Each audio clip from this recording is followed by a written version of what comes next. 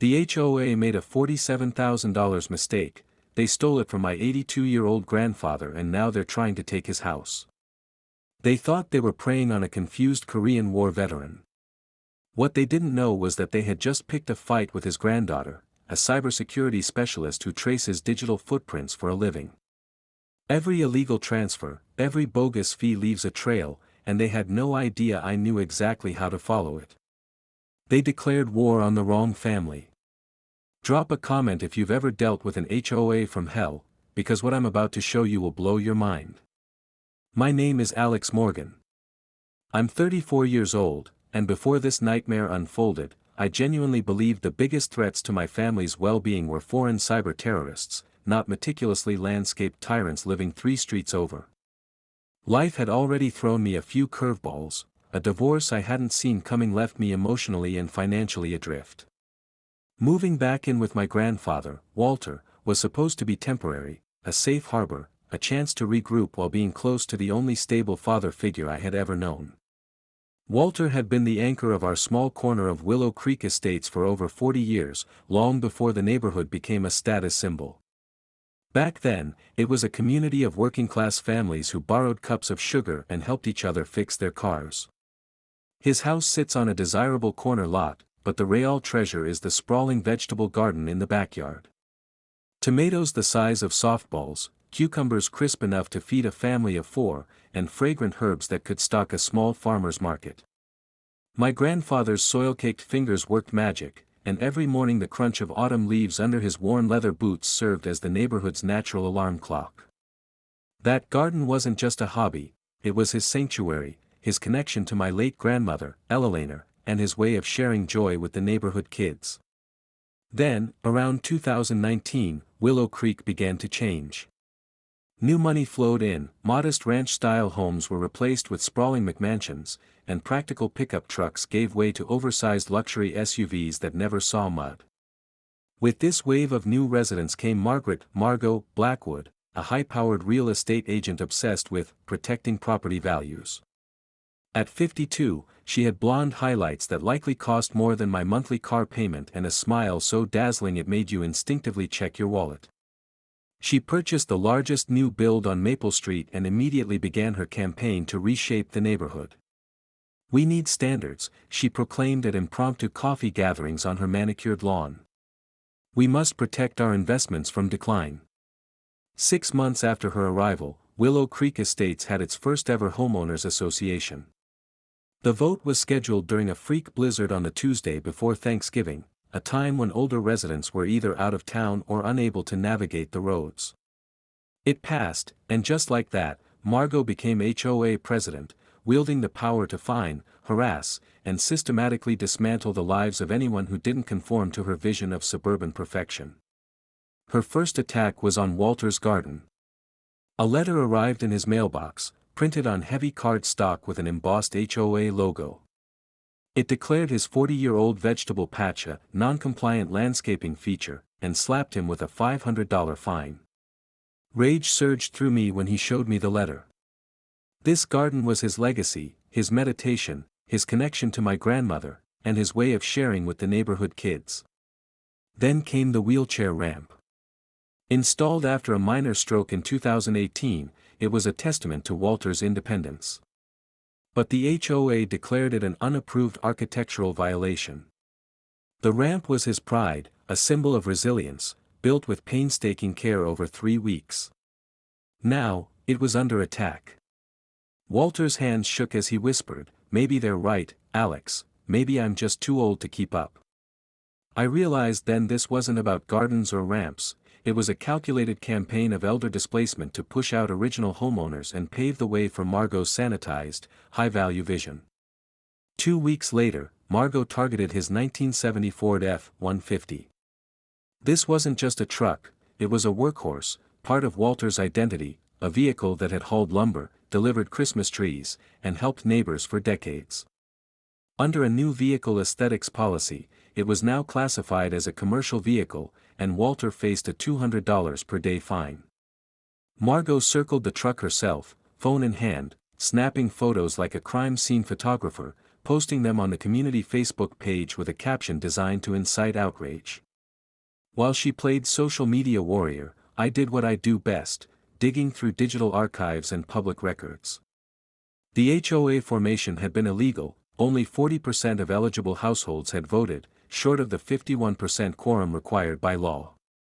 Proxy votes were falsified, all submitted electronically from the same computer and IP address, 3 days after the official vote. I compiled the evidence and filed a formal complaint with the state board overseeing HOAs. Margot responded predictably, sending a new letter claiming Walter had never paid the $2,000 initiation fee, complete with what appeared to be his forged digital signature. The signature on my grandfather's laptop screen froze him in place.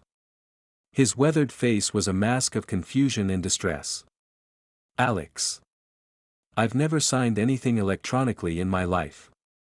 I wouldn't even know how to do that." That's when the first chilling pieces of a much larger, more sinister puzzle began to fall into place. Someone hadn't just been harassing Walter, they had been stealing his digital identity. And I was about to discover just how deep the rabbit hole went. Margot's next assault came under the guise of public safety. An anonymous complaint was filed with the HOA about the structural integrity of Walter's roof. Almost immediately, we received a demand for a professional roof inspection, costing an estimated $15,000 and to be completed within 30 days. Non-compliance would incur fines of $5,000 per day. From the start, it was clear this was a setup. When Margot arrived with her hand-picked inspector, he was a shifty man in a wrinkled polo who spent more time checking his phone than looking at the roof. "Excuse me," I said, standing in the driveway with my arms crossed, "I'm going to need to see your credentials." Flustered, he patted his pockets and fumbled through his beat-up truck, eventually producing a flimsy business card, Blackwood Inspection Services. The same last name as Margot. What a coincidence. "And your state contractor's license number?" I pressed. He stammered. Still waiting for the new license to come through." I pulled out my phone and called the state contractor licensing board. 2 minutes later, a helpful employee confirmed what I suspected: no such company existed, no license was on file, and performing unlicensed inspections for a fee was a Class C felony. The smell of his nervous sweat mixed with the earthy scent of Walter's compost pile as I watched him pack up and slink back to his truck. By the end of the week, I had hired a legitimate, bonded, and insured structural engineer. After 3 hours, he declared Walter's roof in perfect condition. Not surprising, Walter had helped pour its foundation himself back in 1983. But Margot was quick to pivot. She abandoned the roof narrative and invented a pest control emergency, claiming Walter's organic compost was attracting rodents.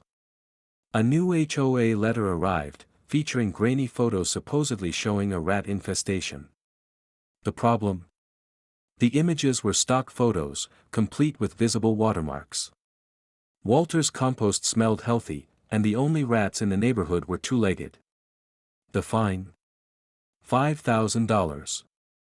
Our first ally appeared unexpectedly. Evelyn Patterson, a retired schoolteacher from down the street, arrived at Walter's door carrying a manila folder thick as a phone book.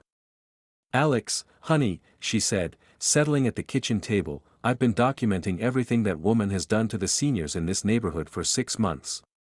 What's happening to Walter is just the tip of the iceberg." As she opened the folder, a disturbing pattern emerged.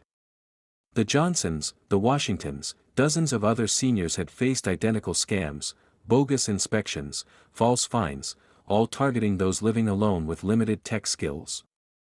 Knowledge nugget 2: when an HOA demands costly inspections or repairs, always request the contractor's state license and proof of insurance. These are public records and can be verified. The pattern became even darker.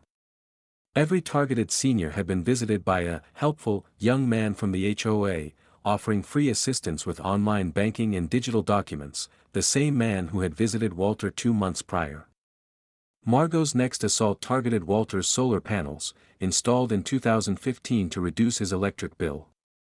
Suddenly, they were reclassified as unauthorized utility connections requiring removal. Fines escalated to $1,000 per day. Never mind that the panels had proper city permits, approvals from the utility company, and predated any HOA Architectural Review Committee rules. I pulled the original permits, photographed every stamp, documented the full timeline. The panels were fully legal. Yet Margot's cousin, a mid-level city code enforcement manager, issued a violation notice anyway. This wasn't HOA overreach, it was coordinated corruption, with family members in key positions to intimidate seniors and profit from their forced sales. Tracking the HOA's finances revealed further evidence. Every time a senior paid a large fine or sold their home under pressure, the HOA made consulting payments to Blackwood Development Group LLC, owned by none other than Margot. The real shock came when Walter showed his bank statement, $8,000 in retroactive HOA fees, withdrawn automatically since 2019. Each transaction carried a digital signature Walter had never made. His hands shook as he said, "Alex, I've never authorized an automatic payment in my life. I pay my bills with checks." The pattern was terrifying. Someone with access to Walter's digital identity was systematically draining the accounts of elderly residents while building a fraudulent paper trail. Every illicit transaction traced back to the same IP address, time-stamped for late Friday afternoons and weekends, when banks were closed and confirmations would go unnoticed. Knowledge Nugget 3: HOA rules and fees cannot be retroactively applied to pre-existing improvements. Any attempt is legally invalid and may indicate fraud. That night, I sat in Walter's basement, the blue glow of my monitors illuminating the dust and old electronics. Evelyn's warning about the helpful young man echoed in my mind. The biggest threat wasn't an external hacker, it was the insider already in the system. I found the malware. Elegant, sophisticated, and insidious, it was a Trojan disguised as HOA compliance software. Hidden deep in Walter's computer under a folder labeled Willow Creek Suite, it had been installed 3 months prior with full administrator access.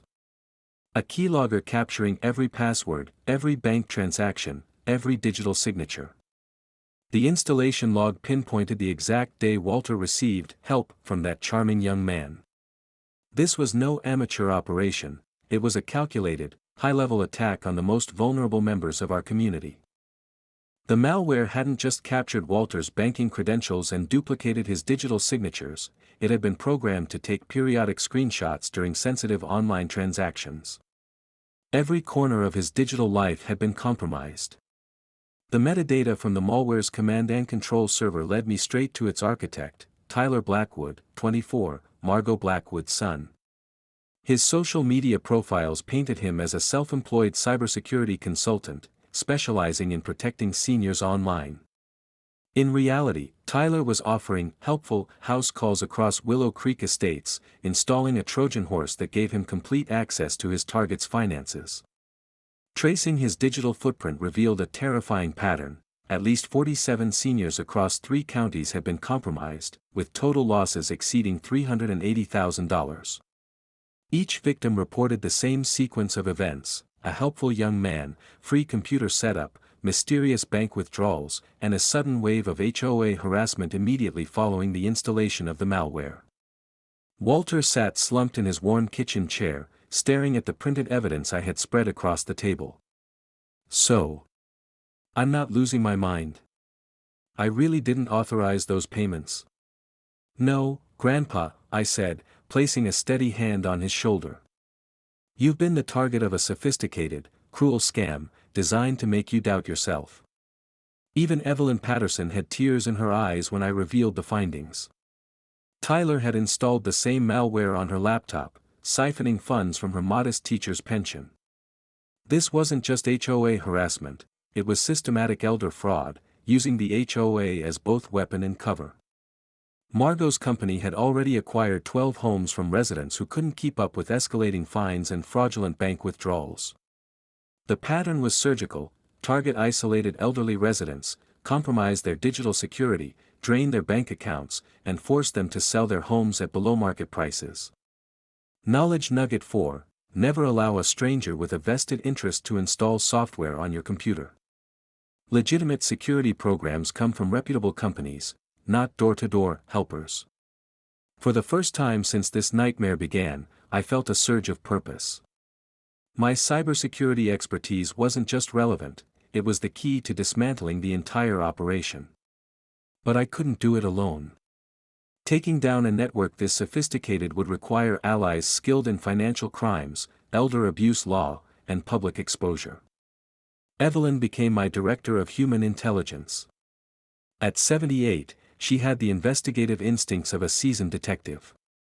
Her weekly coffee gatherings with neighbors became intelligence briefings, helping collect evidence and stories from victims.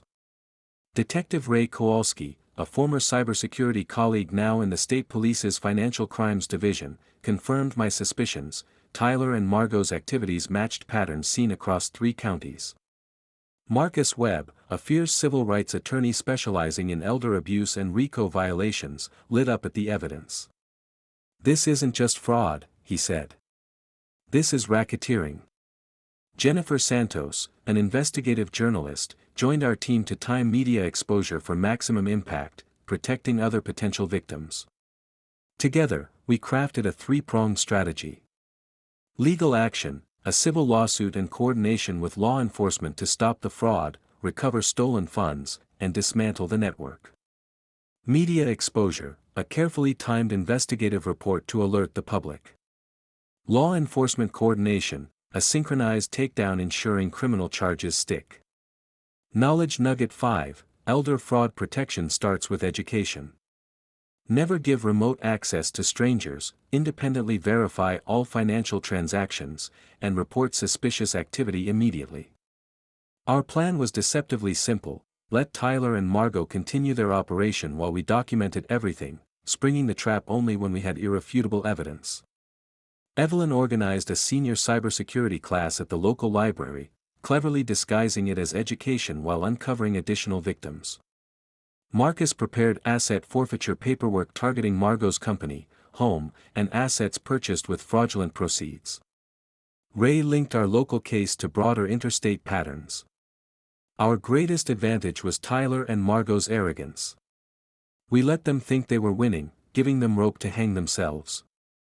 And soon, they were desperate. Margot, sensing the walls closing in, accelerated her schemes. The HOA called an emergency meeting, voting, without proper procedure, to foreclose on Walter's house within 72 hours, citing non-existent health and safety violations. The very next morning, a faint smell of ozone filled Walter's kitchen.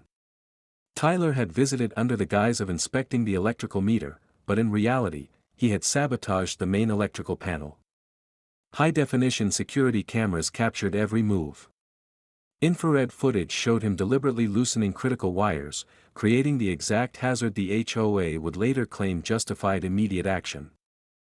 Tyler wasn't finished. From Walter's living room window, I watched him make his rounds, heading straight for Evelyn Patterson's house, laptop bag in hand, likely planning to install a more aggressive version of his malware. He never saw me coming. "Tyler Blackwood, I presume," I said, stepping out from behind Evelyn's perfectly manicured gardenias. He nearly dropped his expensive laptop. I'm sorry, do I know you?" "Oh, we're about to get very well acquainted," I said, my voice calm but cold.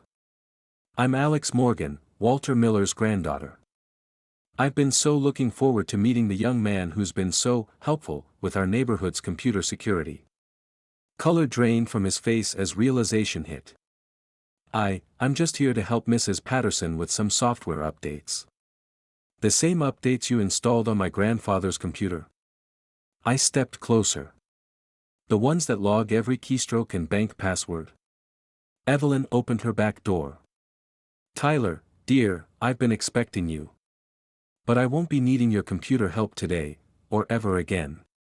The acrid mix of fear and sweat hung in the morning air. Tyler stammered, trying to spin it as a misunderstanding, but the laptop bag full of malware-laden USB drives told the real story. Meanwhile, Margot was pulling her last strings of corruption.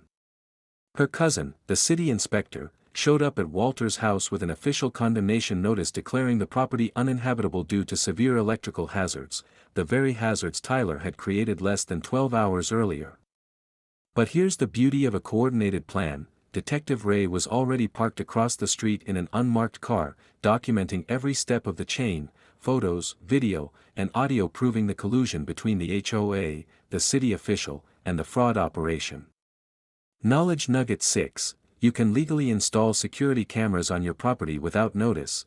They're one of the most effective non-confrontational tools for documenting harassment, trespassing, and criminal activity. That afternoon, Margot made one last desperate attempt to intimidate the neighborhood. She went door to door, spinning a story about me as Walter's criminal granddaughter, allegedly committing elder abuse. Half the neighbors she spoke to, however, were wearing miniature recording devices provided by Ray, capturing her witness intimidation campaign in crystal clear detail. The evidence package was now complete: systematic fraud, felony elder abuse, federal computer crimes, racketeering, and witness intimidation. The only remaining question: arrest them immediately, or let them dig their own grave a little deeper. I chose the latter. Sometimes, the most satisfying way to catch a criminal is to let them march triumphantly to their own downfall.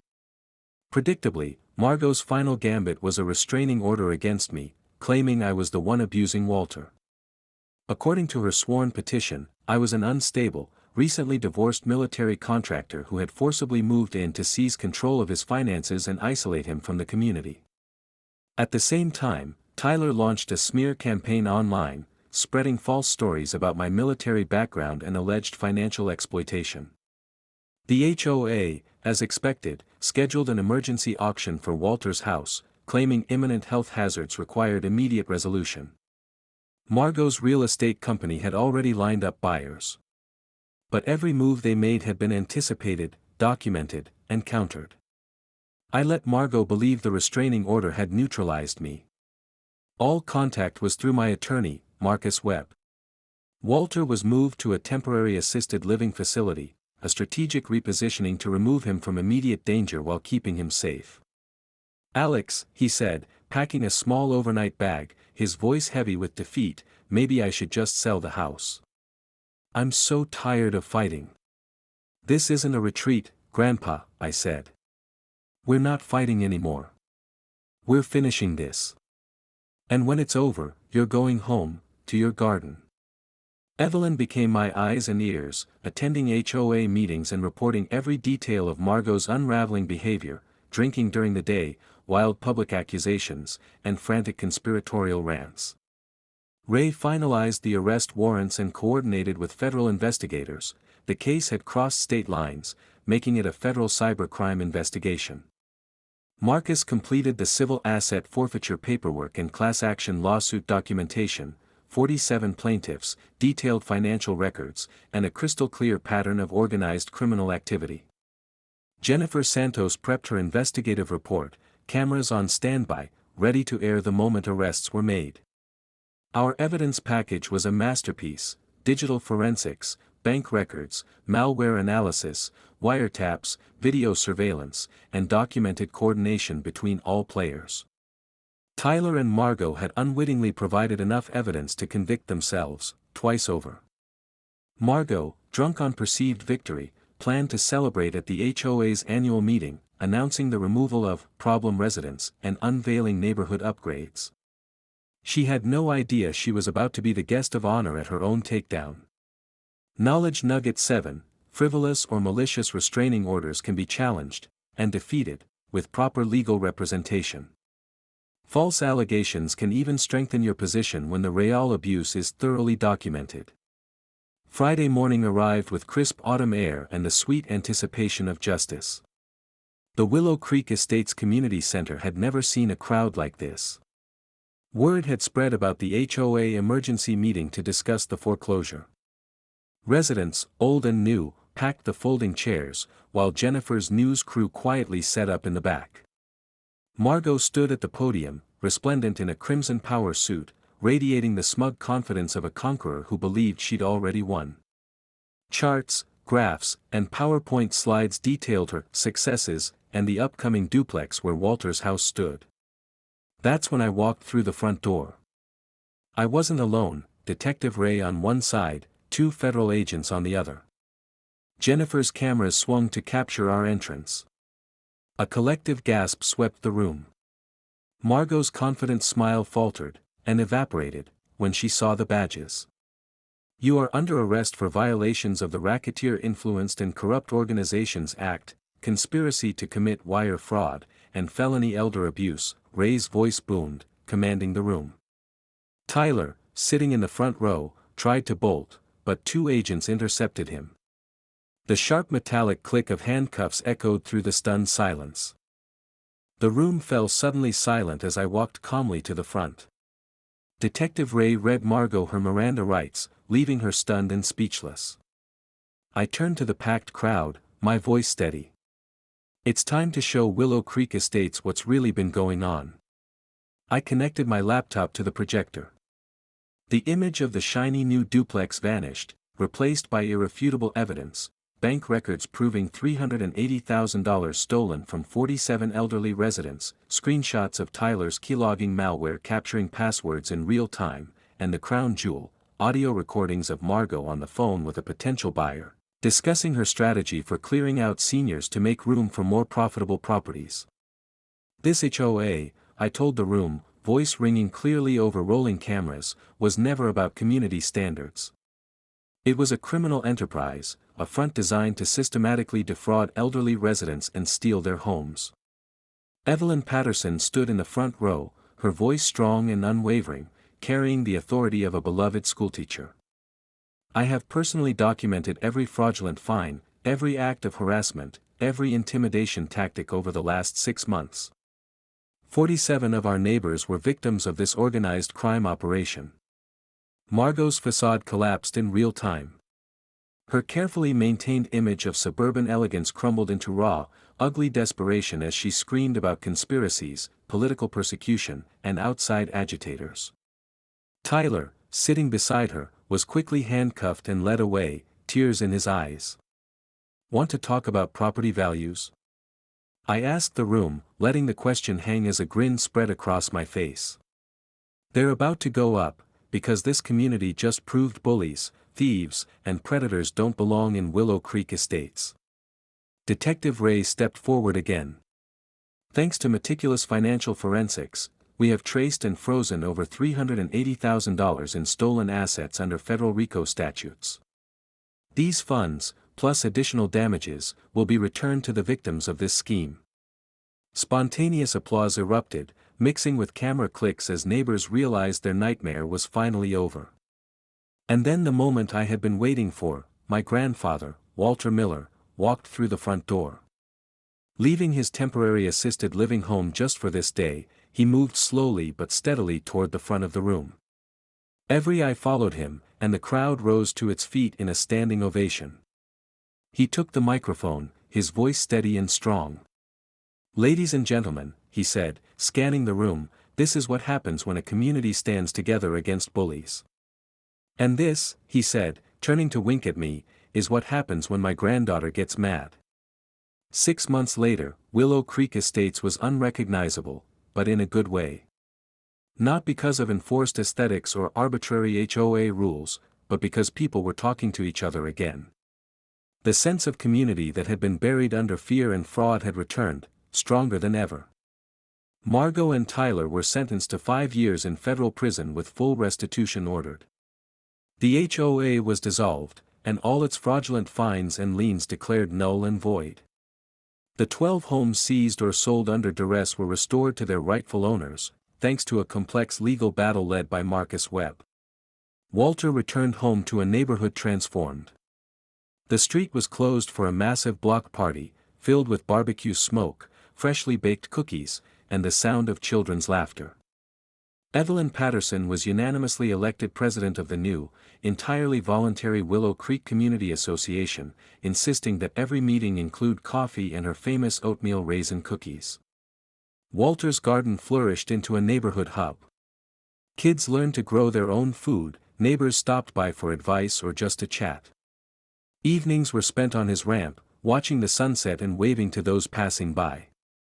I stayed, resigning my commission to start a cybersecurity consulting business protecting seniors from digital fraud.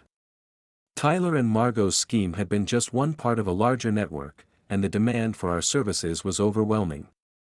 Detective Ray and I found our professional partnership translating seamlessly into our personal lives. He proposed to me in the middle of Walter's garden one perfect Sunday morning. Our efforts extended beyond Willow Creek. Walter's Warriors, a non-profit we created, now provides free cybersecurity support, software installation, and fraud protection education to elderly residents across multiple counties. The annual Walter Chin Community Festival celebrates not just our victory, but the enduring power of communities standing together. I learned something important through it all. Sometimes the best way to protect what you love is to fight for it. And sometimes the most crucial part of that fight is remembering you are never alone. So here's my challenge: check on your elderly neighbors, help them update their security, and make sure they know they are not fighting alone.